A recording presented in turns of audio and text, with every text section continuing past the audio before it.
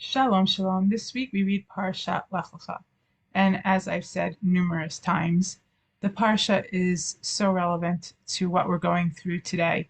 Last week and this week, we don't even have to go searching to see the relevance. It just jumps out, calls us in, and says, today, I'm here today with a something, pay attention.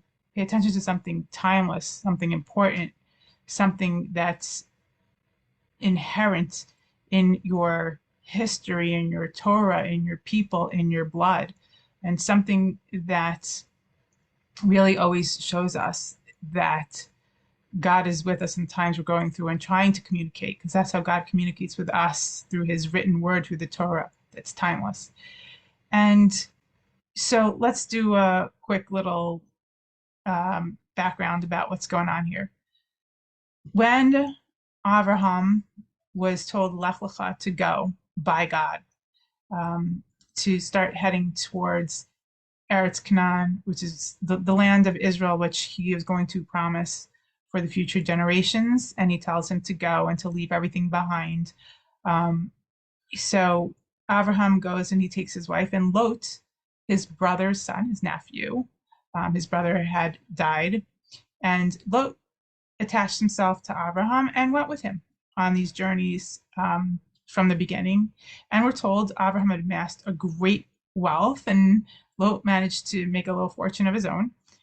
And it came to a point where they had a lot of flock, and Lot's shepherds got into a fight with the shepherds of Abraham, because apparently Rashi says that Lot's shepherds were grazing on land that was not theirs, and this was not a right thing to do.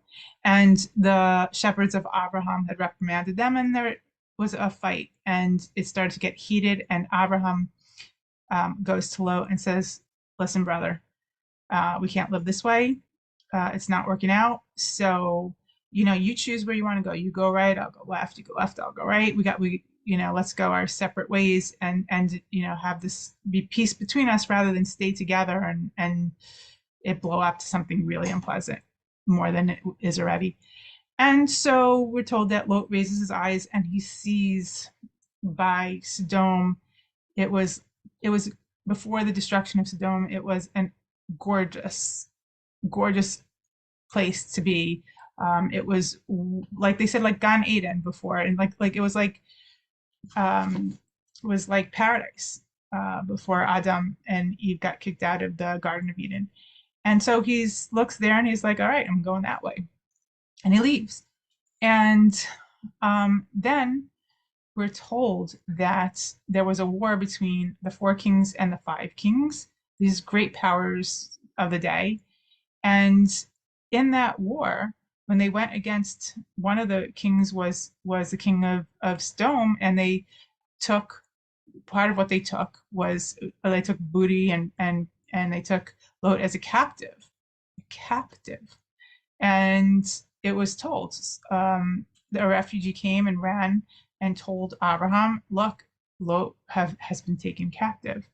And so Abraham, we're told, he takes his 318, 318, I believe, students, and he arms them. These were people that were, it says, they were born in his house, like it calls them Yelidei from the Bayit, children. And I mean, I guess they grew up enough that Abraham armed them, and they went to go straight away, when hearing this, to go wage a battle to make sure to get involved in this somehow, to get Lot back, because it's his relative, it's his blood. And of course, I don't have to say how that relates to us today, with all of our people that were taken captive by Hamas.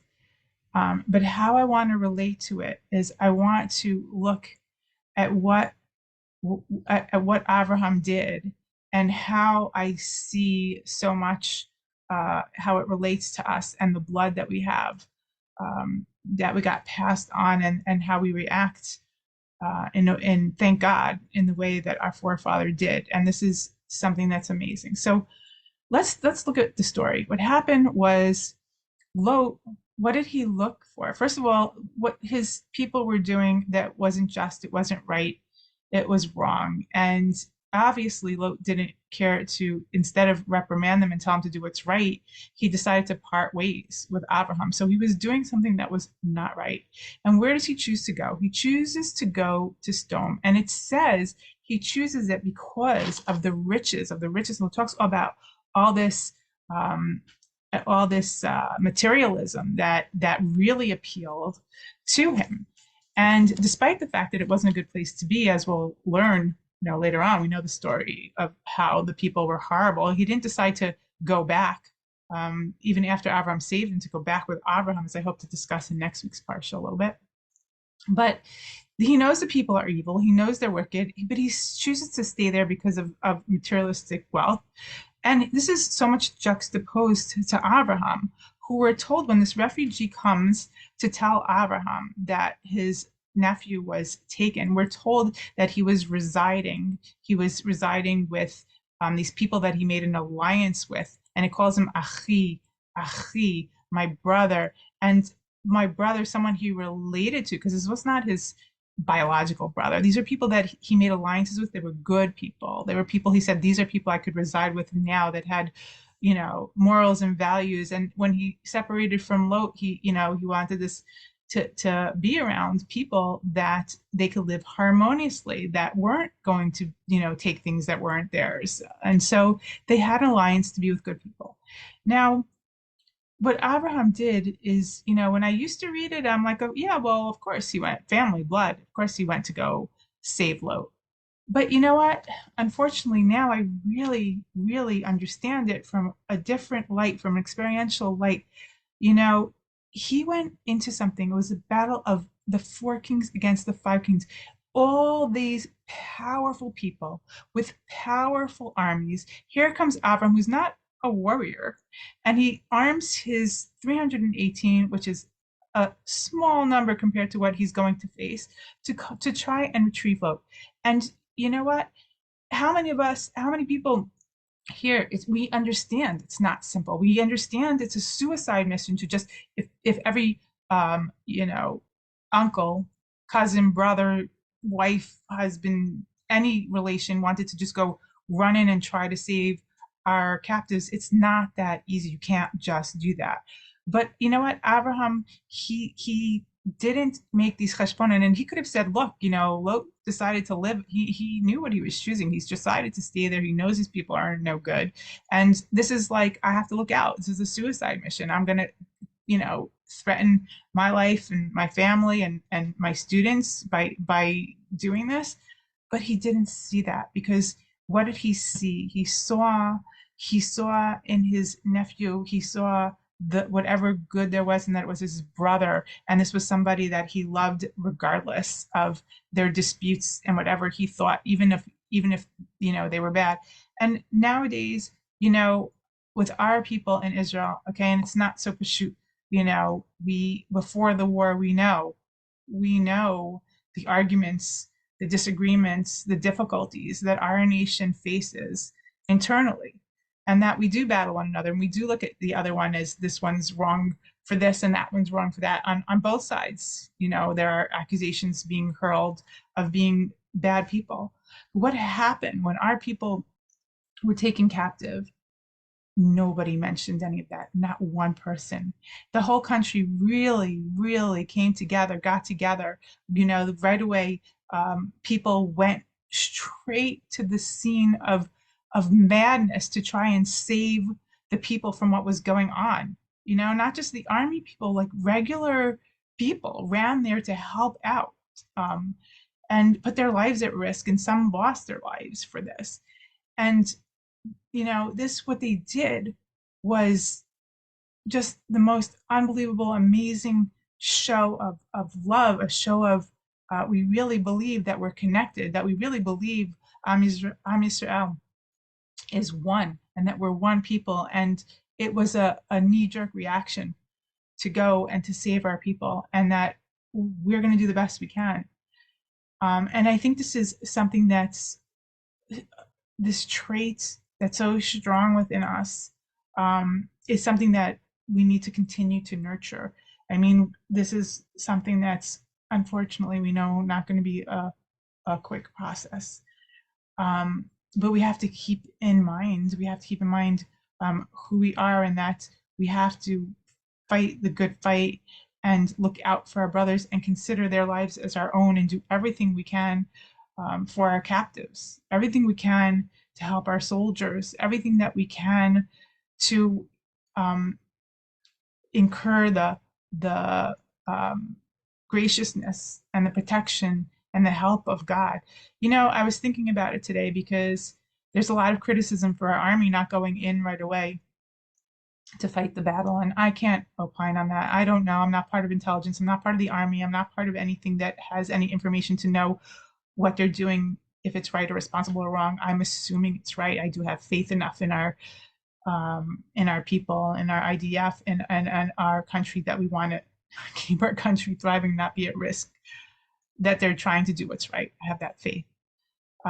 But from looking at it from a woman sitting in her house and in a neighborhood with regular people, that I'm not in the army, and I say that this time is a time that we have as a people to do all forms of things, to do tshuva, to do tefillah, to engage God in heartfelt prayers, to better ourselves. Anytime that we look, anyone who believes in Torah and Tanakh and looks at the story, and there's a period of time, God gives us a period of time to ingratiate ourselves towards Him, to be better people, to merit good. That's my plea to everybody. I'm trying with little things as best as I can, and I see other people doing it, and I just hope that we really take advantage of this time, that everything we do should be in the merit of getting our people back from captivity, of keeping every single soldier safe, of keeping our citizens safe, and of helping God to help the people who've gone through such trauma, to help them to get some semblance of peace or life back in them. And this is in our hands, and this is something we can do.